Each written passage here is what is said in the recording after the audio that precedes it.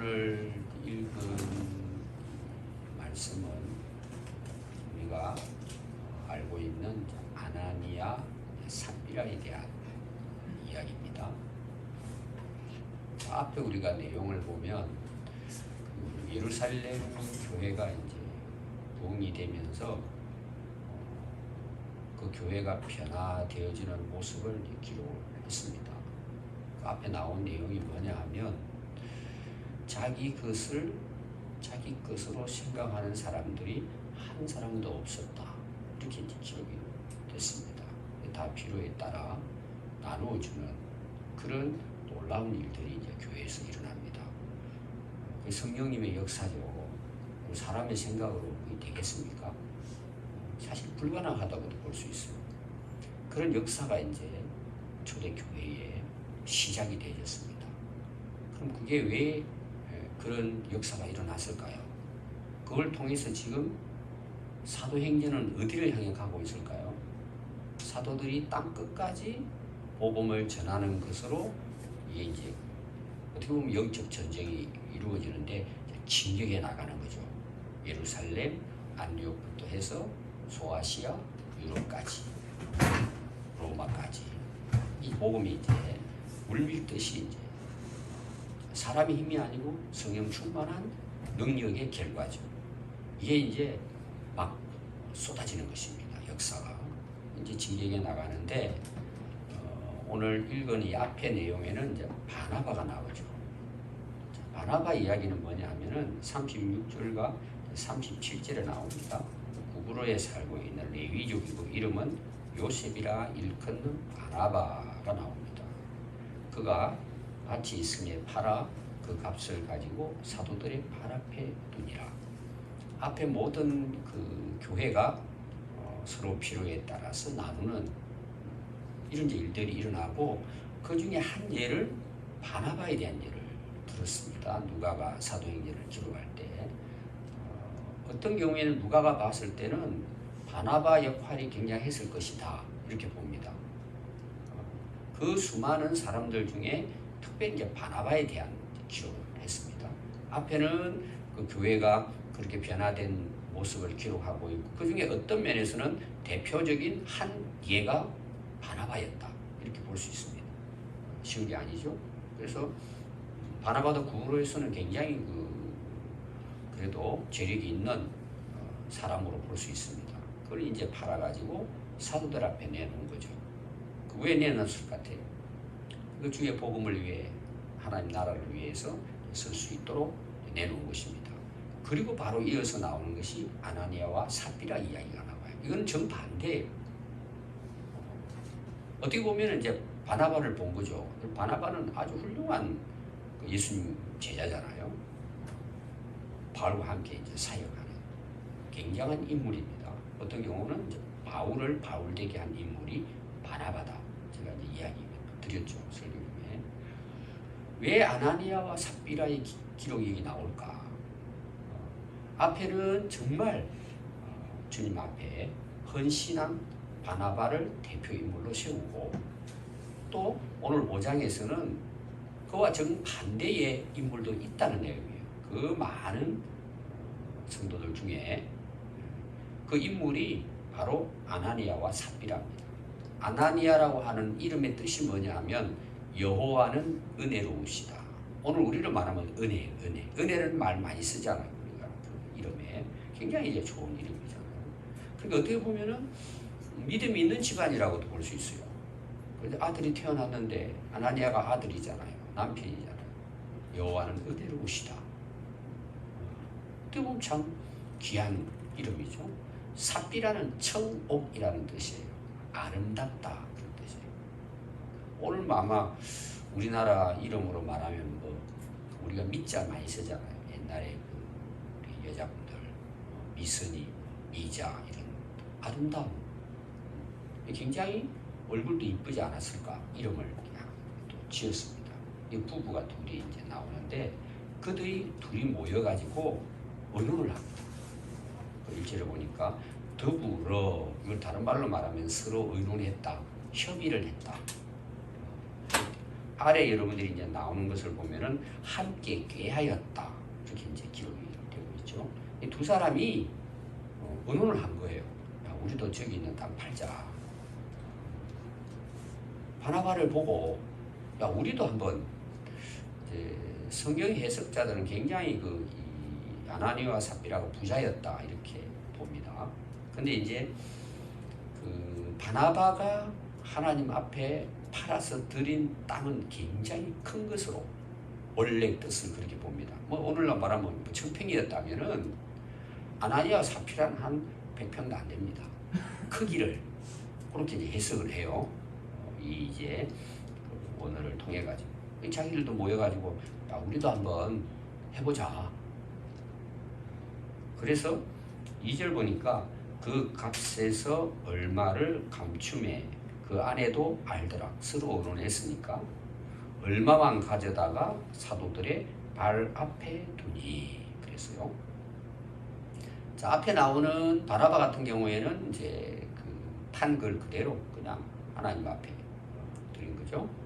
근데 아나니아 삽비라는 미리 계획을 짠 거예요.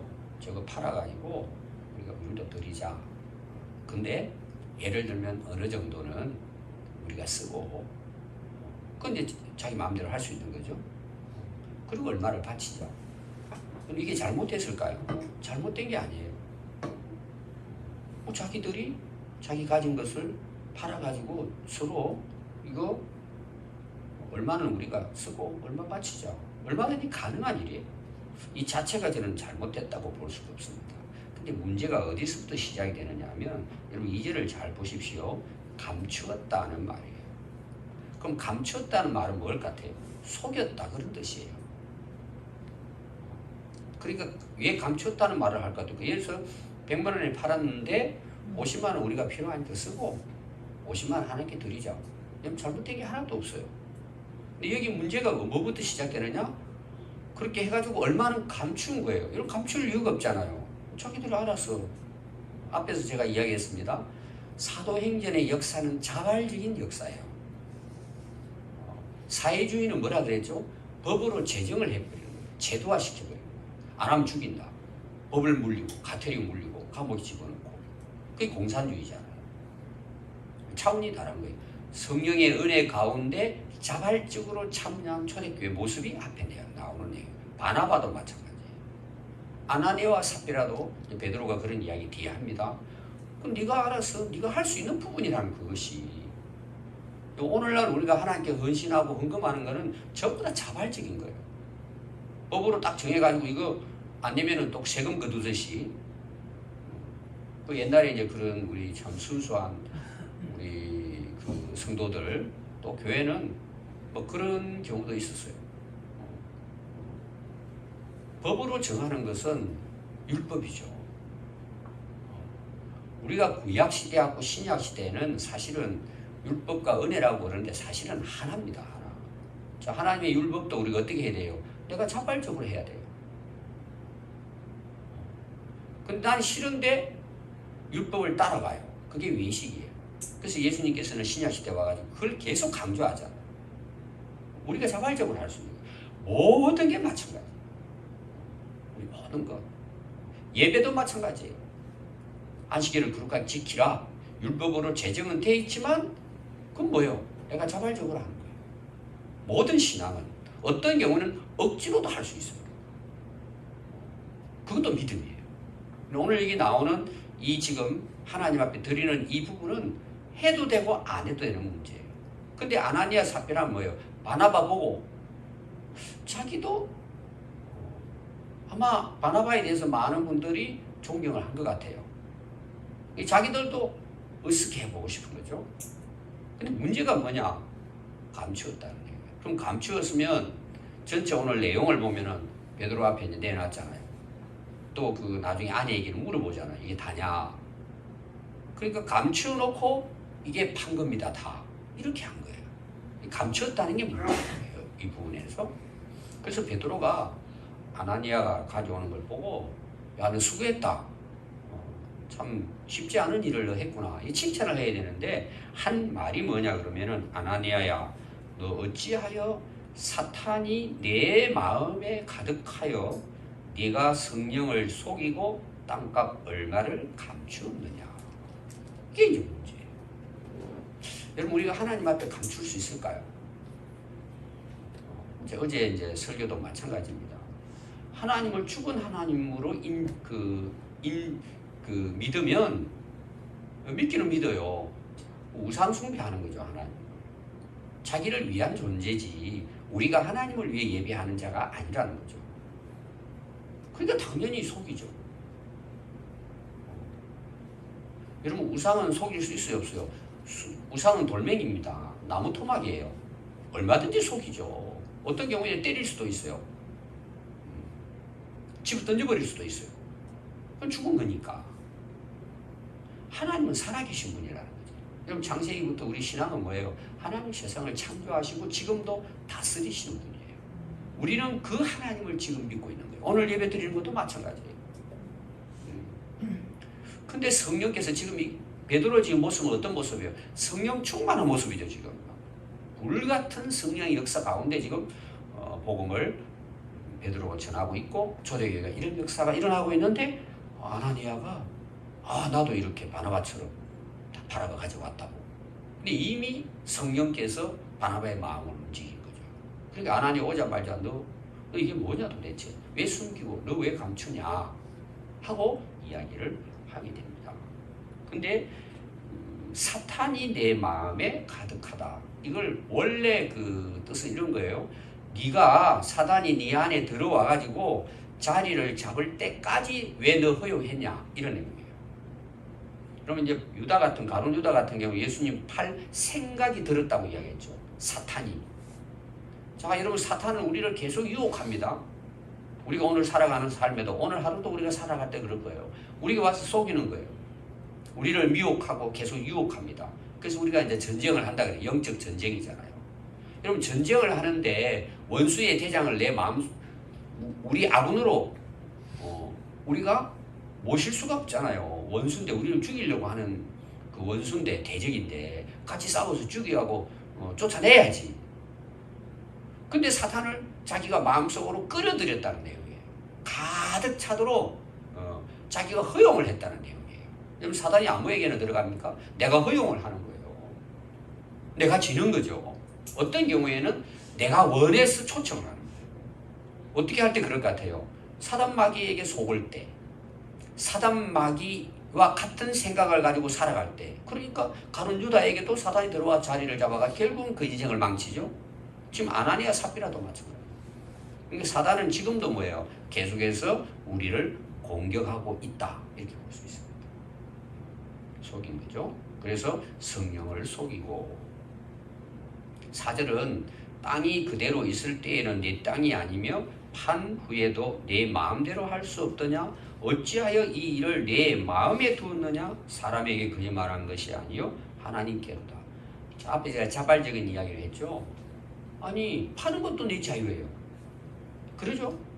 또 하나님께 드리는 것도 자유예요. 근데 문제가 뭐라고요? 속였다는 거예요. 거짓말. 성령을 속이고 거짓말을 했는데 하나님께 거짓말을 한 것이다. 자 이제 이걸 팔아가지고 누구에게 드리는 거예요? 사도들의 발 앞에 두지만 오늘 우리 말은 헌금이잖아요. 베드로 사도님 저도 여기 어떤 게 있는 거 해서 이렇게 해서 준비해 왔습니다. 하나님 나라 복음을 위해서 쓰세요. 내려놨단 말이에요. 근데 하나님을 속이고 가져온 거예요. 다 자기들 계획을 짜가지고 감춰놓고 이걸 하나님께 드린다고 가져온 것입니다. 그러니까 아니 자기 스스로 알아서 여러분 안 해도 되는 문제예요. 사실 그 아나니아와 삽비라는 안 해도 되는데 한 거죠. 왜 했다고요? 바나바 바라보고 나도 있으니까 이런 사람이야. 어떻게 보면 뭐 명예심, 우쭐하고 싶고 사람들로부터 인정받고 싶은 이런 우리 사람 마음이 있잖아요. 어떤 명예 이런 거. 안 해도 될 일을 한 거예요. 그리고 팔았어요. 아니 당당하게 베드로에게 아나니아에서 얼마나 내가 필요해서 얼마 가져왔습니다. 아무 문제 없어요. 안 해도 되고 또 자기가 팔아가지고 얼마를 자기 위에 쓰고 얼마를 들을 수 있죠. 문제는 뭐예요? 감추고 숨기고 속였다는 내용이에요. 우리가 들을 때는 저도 이거 읽을 때마다 하나님 참 너무하신다 이런 생각도 우리가 할 수 있는 부분이에요. 이거는 상당히 이제 누가가 의도적으로 여기에 기록했다고 볼 수 있습니다. 수많은 사람들이 이런 경우가 있었을 거예요. 앞에서 자발적으로 잘한 사람도 있겠지만 오늘날 이런 교회 안에서도 마찬가지잖아요. 하나님 앞에 거짓말을 했다라는 말이 그에게 들렸을 때 아나니아가 이 말을 듣고 혼이 떠나니 이 일들을 듣는 사람들이 다 크게 두려워하더라. 그 자리 즉사한 거예요. 아마 이거는 뭐 베드로도 놀랐을 거예요. 이렇게까지 했어야 될까? 우리 입장에 봤을 때 이거 참 즉각적인 심판이라. 오늘 우리가 기억해야 될 것은 그게 이제 시간적으로는 이건 바로 이루어진 일이잖아요. 어떤 경우는 1년 후에도 일어날 수 있고 10년 후에도 일어날 수 있고 속인 거에 대해서 100년 후에도 일어날 수 있고 마지막 때 주님 앞에서 일어날 수 있는 문제예요. 이게 시간적으로 이제 뭐 기냐 짧으냐 언제 이런 일이 일어나느냐. 여러분 우리가 하나님 속일 수 없잖아요. 우리가 하나님께 감출 수 있습니까? 여러분 성경에 이런 예가 많이 나옵니다. 구약에는 뭐 아간이라는 사람도 나오고 또 뭐 엘리사의 그 종 게하시 뭐 그 이런 내용들 다 보면은요 결과가 어떨까요? 자 아담 하와 보십시오. 거짓말하죠 하나님 앞에. 따먹고 안 따문 척 이렇게 하잖아요. 가인 어제 우리 설교 보세요. 즉 자기가 죽여놓고 하나님 앞에 나와 큰 소리 치잖아요. 근데 그들의 결말이 다 어떨까요? 다 망해요. 다. 다윗 같은 경우는 보세요. 거짓말하고 딱 숨겼죠. 그것도 살인까지 하고. 근데 나단 선지자 와가지고 당신 왜 이렇게 해요? 당신이야 당신. 그러니까 다윗 같은 경우에는 어떻게 하죠? 회개를 합니다. 엄청난 회개가 시편에 나오죠. 하나님 용서를 해주세요. 그러니까 지금 오늘 내용은 끝까지 뭐예요? 숨기고 하나님 앞에 회개하지 않는 부분이에요. 이 부분을 기록을 합니다. 그리고 3시간쯤 지나가지고 그 아내가 남편이 장사 지낸 것도 모르고 들어온 거예요. 베드로가 물어봅니다. 그 땅 판 것이 이것뿐이냐? 내게 말하라 하니 예 이것뿐입니다. 지금 전혀 아나니아의 이야기를 지금 못 들었습니다. 그래서 베드로가 이야기해요.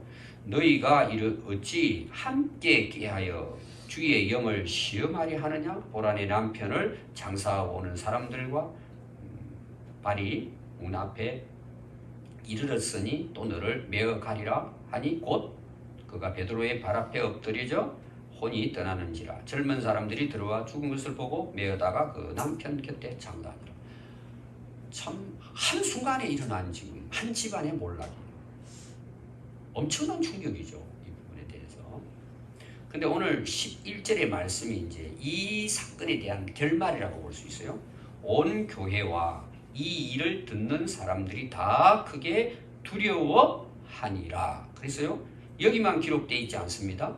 아나니아의 죽음에 대해서도 결론을 그렇게 이야기합니다. 5절에 보니까 아나니아가 이 말을 듣고 엎드려 혼이 떠나니 이 일을 듣는 사람이 다 크게 두려워하니라. 아마 이 누가가 기록할 때에 의도적으로 이제 이 한 부분을 기록하면서 뭘 이야기해 주려고 하느냐? 그게 5절의 말씀이고 11절의 말씀이에요. 근데 이제 11절은 이 사건의 마지막 끝이에요. 온 교회와 이 말을 듣는 사람들이 다 크게 두려워하더라. 하나님을 경외했다는 거예요. 그러니까 지금 이 성령 충만해서 초대교회가 계속해서 뭐요? 확장되어 나가고 지금 성령의 역사가 폭발적으로 지금 진행하는 과정이에요. 근데 지금 이런 일들이 교회 안에서 일어나고 있었단 말이에요.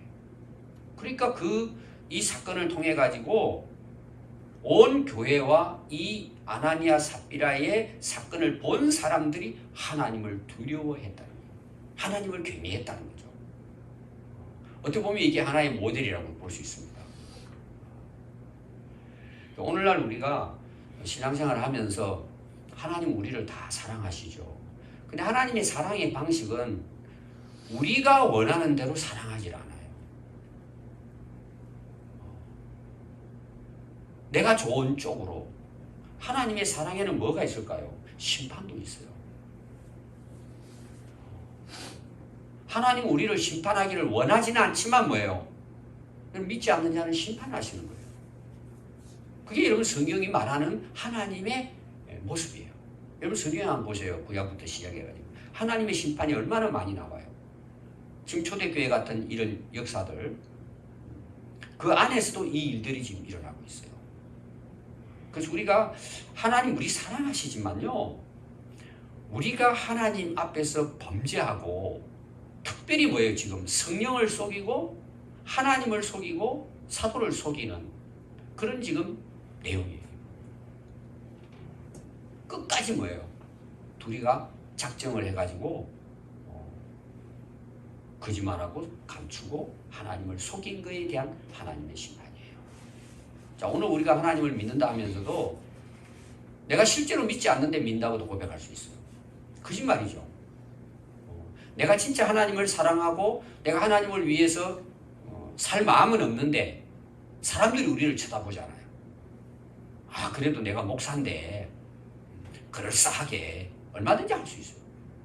사람들은 속아요. 하나님 속일 수 없잖아요. 우리는 하나님 앞에 늘 뭐예요? 겸손히 엎드려요. 오늘 수많은 사람들이 실패하고 결국은 쓰러지는 것이 뭐냐 하면은 감추고 속이는 거예요. 외식하는 거예요. 겉으로는 내가 화려한 것 같고, 겉으로는 내가 부자인 것 같고, 겉으로는 내가 뭐 행복한 것처럼 웃고는 다니지만 실제 속은 뭐예요? 썩어 들어가는 사람 얼마나 많은지 몰라요.